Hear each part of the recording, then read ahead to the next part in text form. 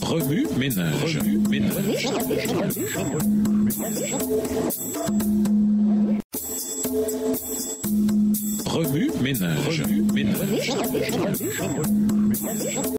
Bienvenue dans votre émission Remue ménage. Nous voilà la de jeudi. S'impliquer, la nature du mandat. La mission que le Christ confia à ses disciples avant son ascension est la grande charte missionnaire de son royaume. C'est ainsi que le Sauveur fit de ses ambassadeurs et leur donna leur lettre de créance. Si dans la suite on leur demandait par quelle autorité eux, des pécheurs ignorants, enseignaient et guérissaient, ils pouvaient répondre: celui que les Juifs ont crucifié, mais qui est ressuscité des morts, nous a établi ministre de sa parole en disant: tout pouvoir m'a été donné dans le ciel et sur la terre. Extrait du livre Témoignage pour l'Église, volume 3, chapitre 35, page 240, écrit par Ellen G. White. Avant de quitter ses disciples, le Christ leur exposa clairement, une fois encore, la nature de son royaume. Il leur rappela les choses qu'il leur avait dites précédemment. Il n'entrait pas dans ses intentions d'établir en ce monde un royaume temporel. Il n'était pas désigné pour régner en simple monarque sur le trône de David. Lorsque les disciples lui demandèrent: Seigneur, est-ce en ce temps que tu rétabliras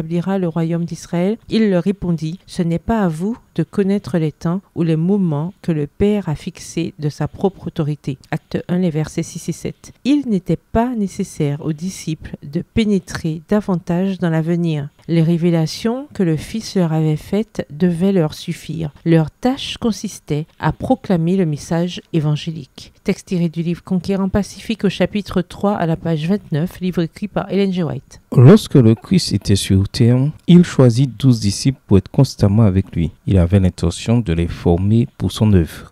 Il n'attirait pas leur attention sur les objectifs et les lois des royaumes du monde, mais sur un thème plus élevé et plus sain. Les objectifs, il ne leur parlait pas de politique, mais des sujets qui les concernaient en tant qu'intendant de sa grâce. Il leur donna une idée générale du caractère de son royaume et de son fonctionnement en tant que royaume de grâce dans ce monde et royaume de gloire dans le monde à venir. Il leur dit qu'il ne s'agissait pas d'un royaume terrestre et temporel, mais d'un royaume qui durera éternellement. Il leur révéla l'alliance de paix, la grande charte qui énonce les principes de son royaume. Extrait, lettre 65 1902, paragraphe 12, écrit par Ellen G. White. Remue ménage. Suite